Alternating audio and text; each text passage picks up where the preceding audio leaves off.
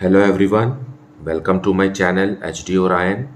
हम पढ़ रहे हैं accountancy for class 12 T S Grewal की टेक्स्ट बुक से 2022 edition, chapter 9 company accounts accounting for share capital. और इस वीडियो में हम पढ़ेंगे question related to over subscription of shares. So let us see some questions from the text book.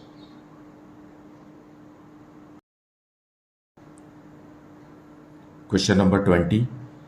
Sony Media Limited issued 50,000 shares of ₹10 each, payable ₹3 on application, ₹4 on allotment, and balance on first and final call. So 3 plus 4 is 7. So remaining will be, out of 10 will be how much? ₹3 on first and final call. Then applications were received for 1 lakh shares and allotment was made as follows. Company के पास share 50,000 है जो company ने public को offer किया है, लेकिन response 1 lakh shares के लिए आया है। As a result the company has to decide कि अब किसको कितना शेयर्स अलॉट करना है। Fine. Applicants for 60,000 shares were allotted 30,000 shares. So ये प्रोराटा अलॉटमेंट हो गया। फाइन। जिसने जितना भी शेयर मांगा उसका आधा ही उसे अलॉट हुआ है। देन सेकेंड कैटेगरी है applicants for 40,000 shares were allotted 20,000 shares. So यहाँ पर भी 50% ही अलॉट हो रहा है। Fine. So it is a pro rata allotment. Anupam to whom 1,000 shares were allotted from category 1। So Anupam is from this category, first category, और उसे 1,000 शेयर्स अलॉट हुआ है। Failed to pay allotment money, pass journal entries up to allotment. So let us see the journal entries up to allotment for this. So question number 20, let me explain the question to you. Sony Media Limited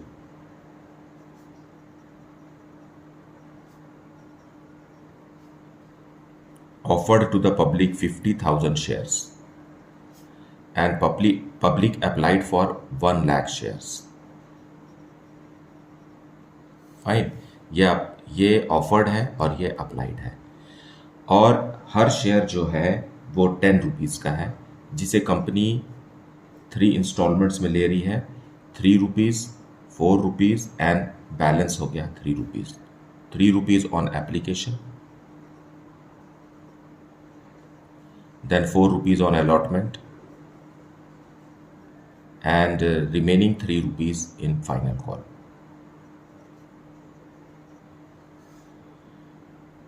अब यहाँ company ने shares को applications को 2 हिस्से में बांटा है। पहला applied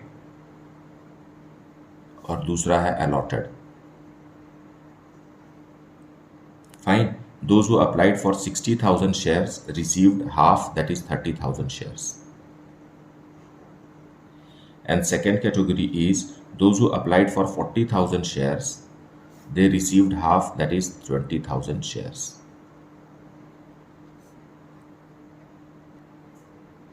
So let us see analysis table related to this. Now first है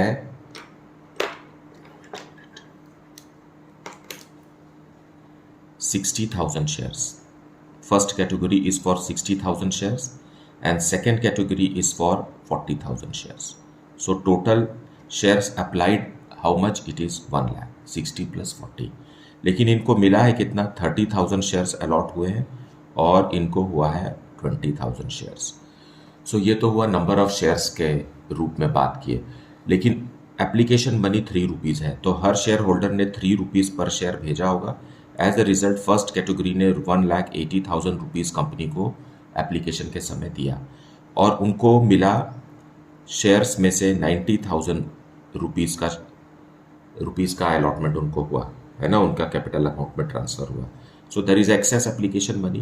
This excess application money is 1,80,000 minus 90,000. It is 90,000 is the excess application money. Now इस 90,000 को, क्योंकि ये प्रोराटा अलॉटमेंट है, इसे हम अलॉटमेंट के समय एडजस्ट कर सकते हैं। फाइन। सो अलॉटमेंट के समय 30,000 शेयर्स पर कितना रुपीस ड्यू है? ₹4 है। सो 1,20,000 रुपीज़ जो है वो अलॉटमेंट के समय बनता है। और 90,000 आराम से एडजस्ट हो सकता है. So full 90,000 can be adjusted. Fine. So there is no possibility of refund of any amount. कोई भी अमाउंट रिफंड होना नहीं है. फाइन. क्योंकि 90,000 पूरा का पूरा अलॉटमेंट में एडजस्ट किया जा सकता है, क्योंकि maximum amount at the time of allotment is how much 1,20,000. उसमें 90,000 एडजस्ट किया जा सकता है. यहाँ हम अलॉटमेंट की बात कर रहे हैं इसलिए 4 से मल्टीप्लाई किए हैं. फाइन. अलॉटमेंट मनी इज ₹4 पर share. Same is the case for the second category. Fine. आप यहाँ देख लीजिए कि 1 लाख एप्लीकेशन आया है और कंपनी के पास है 50,000 शेयर्स. ओके. अब सेकेंड कैटेगरी ने भी ₹3 पर शेयर के हिसाब से 1,20,000 कंपनी को भेजा और कंपनी ने ₹3 के हिसाब से 60,000 रुपीज़ का ही शेयर उनको अलॉट किया है अभी. Fine. As a result excess application money is 1,20,000 minus 60,000, that is 60,000 is the excess application money, जिसे हम अलॉटमेंट के समय एडजस्ट कर सकते हैं, है ना. तो पता लगाना होगा कि अलॉटमेंट के समय कितना एडजस्ट कर सकते हैं. 20,000 शेयर्स हैं और अलॉटमेंट मनी ₹4 पर शेयर के हिसाब से 80,000 रुपीज़ ड्यू होगा, जिसमें 60,000 आराम से एडजस्ट किया जा सकता है. तो इस केस में भी कोई रिफंड के चांस नहीं है. फाइन. सो इस तरीके से आप समझिए कि 1 लाख शेयर्स पर ₹3 के हिसाब से कंपनी को 3 लाख रुपीज़ का एप्लीकेशन मनी रिसीव हुआ है और कंपनी ने उसमें से 50,000 शेयर्स अलॉट किए हैं और इसलिए 1,50,000 रुपीज़ ही कंपनी ने कैपिटल अकाउंट में ट्रांसफ़र किया है. एक्सेस एप्लीकेशन मनी है ₹1,50,000 का. ये जो 3 लाख माइनस 1,50,000, सो एक्सेस एप्लीकेशन मनी 1,50,000 का, और पूरा का पूरा एक्सेस एप्लीकेशन मनी अलॉटमेंट के समय में एडजस्ट किया जाएगा और इस तरीके से कोई भी अमाउंट रिफंड नहीं करना है. Fine. Now let us see journal entries for this. So journal entries now. सबसे पहले application money will be received in bank. So bank account debited to share application account और एप्लीकेशन आया है 1 lakh shares के लिए एंड एप्लीकेशन मनी इज ₹3 पर share. इस तरीके से कंपनी के बैंक अकाउंट में 3 लाख रुपीज़ रिसीव होगा.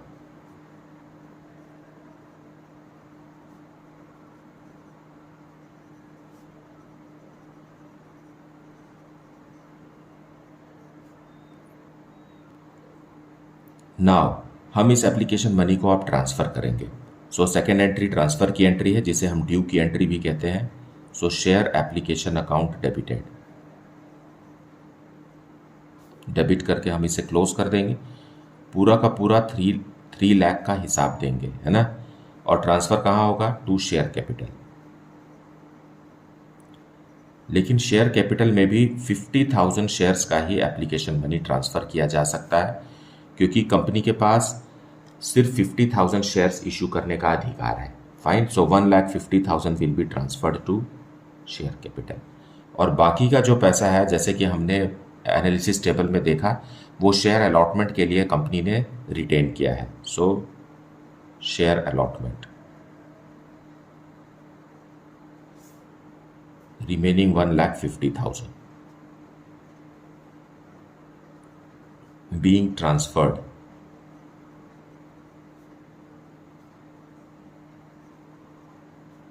and amount retained for allotment.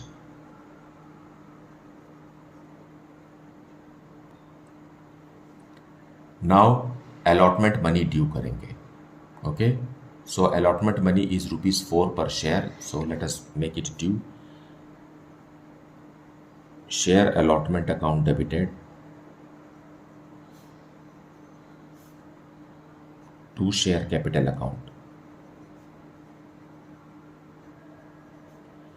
अब कंपनी ने इशू तो कितना, इशू एंड सब्सक्राइब्ड कैपिटल कितना है? 50,000 शेयर्स का है. और 4 रुपीज़ पर शेयर अलॉटमेंट मनी है। सो 2 lakh rupees is due. Company ने अपने शेयर होल्डर्स को, इन्वेस्टर्स को बता दिया कि आपको अलॉटमेंट का इंस्टॉलमेंट देना है और वो 4 रुपीज़ पर शेयर है। So being allotment money due.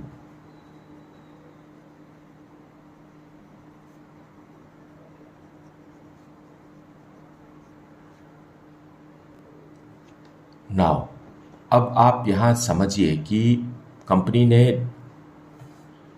Due किया है अलॉटमेंट मनी 2 लाख, लेकिन उसमें कंपनी के पास पहले से ही शेयर अलॉटमेंट के 1,50,000 कंपनी के पास पहले से ही है, जो कि एक्सेस एप्लीकेशन मनी है।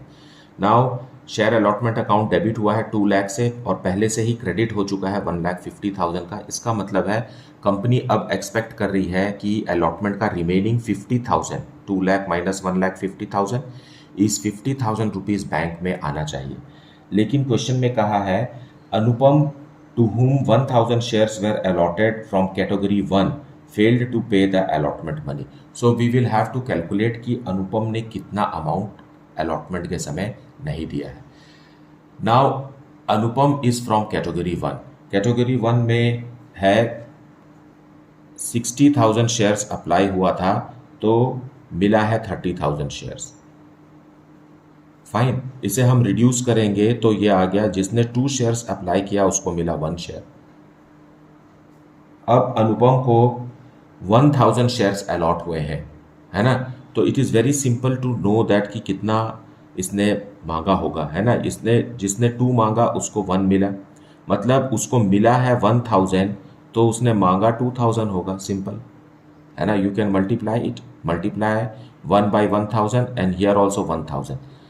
दोनों तरफ हम 1,000 से मल्टीप्लाई करेंगे तो इस तरीके से हम समझ सकते हैं कि अगर उसे अलॉट 1,000 शेयर्स हुआ है मतलब उसका डबल ही उसने मांगा है, क्योंकि यहाँ पर यही दिखाई दे रहा है 30,000 अलॉट तब हुआ जब 60,000 अप्लाइड था, तो 1,000 अलॉट तब होगा जब 2,000 शेयर्स के लिए एप्लीकेशन अनुपम ने भेजा होगा। फाइन, सो इस तरीके से हमें पता चल गया। ये हमने क्यों कैलकुलेट किया, क्योंकि इसका एक्सेस एप्लीकेशन मनी भी है ना। कंपनी के पास जो 1,50,000 एक्सेस एप्लीकेशन मनी है जिसे अलॉटमेंट में ट्रांसफ़र किया गया है उसमें अनुपम का भी एक्सेस एप्लीकेशन मनी है। सो पता लगाने के लिए एप्लीकेशन मनी 3 से हम मल्टीप्लाई करेंगे। एप्लीकेशन के समय में अनुपम ने 3 रुपीज़ के हिसाब से 6,000 रुपीज़ भेजा और इसको शेयर अलॉट किया कंपनी ने सिर्फ 3,000 रुपीज़ का।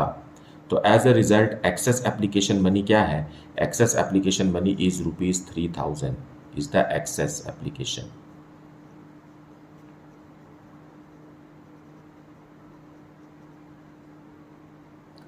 Fine, now on allotment Anupam के 1,000 शेयर्स पर कंपनी 4 रुपीज़ मतलब 4 रुपीज़ पर शेयर मतलब 4,000 रुपीज़ कंपनी ड्यू कर रही है और अनुपम अभी पैसे नहीं दे रहा है। लेकिन इसका एक्सेस एप्लीकेशन मनी तो है कंपनी के पास 3,000 रुपीज़ का। सो एक्सेस एप्लीकेशन मनी 3,000 एडजस्ट करेंगे हम तो 1,000 रुपीज़ ही अनुपम नहीं दे रहा है। So arrears is how much, arrears on allotment by Anupam is ₹1,000।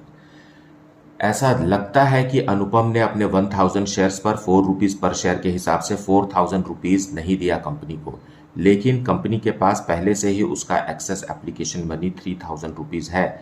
So company इसे एडजस्ट कर लेगी, यही होता प्रोराटा में। और 1,000 रुपीज़ कंपनी के पास नहीं मिला है तो arrears amount is 1,000 actually.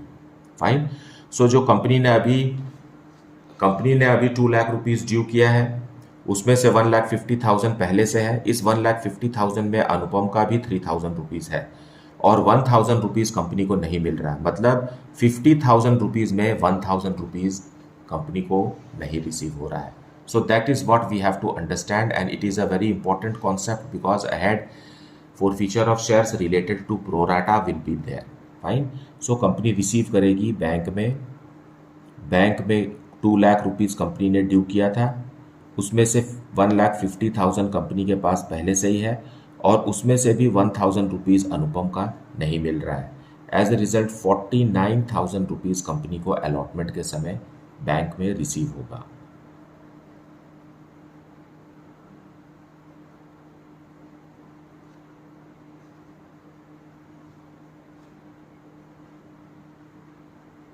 Being allotment money received.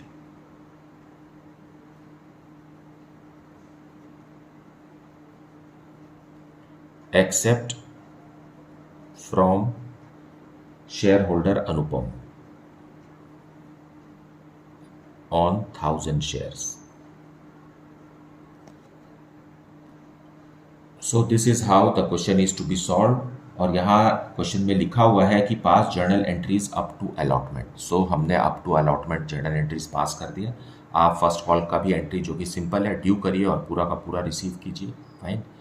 सो मुझे उम्मीद है कि आपने वीडियो को पूरा देखा है, एक्सप्लेनेशन को भी अच्छे से सुना है। Please do not skip the explanation part and watch the full video to get the better concept on the topic. Thank you so much for liking, subscribing and sharing the channel. And if you have not yet, then please do like it, subscribe it and share it. Fine. Thank you so much for watching the video.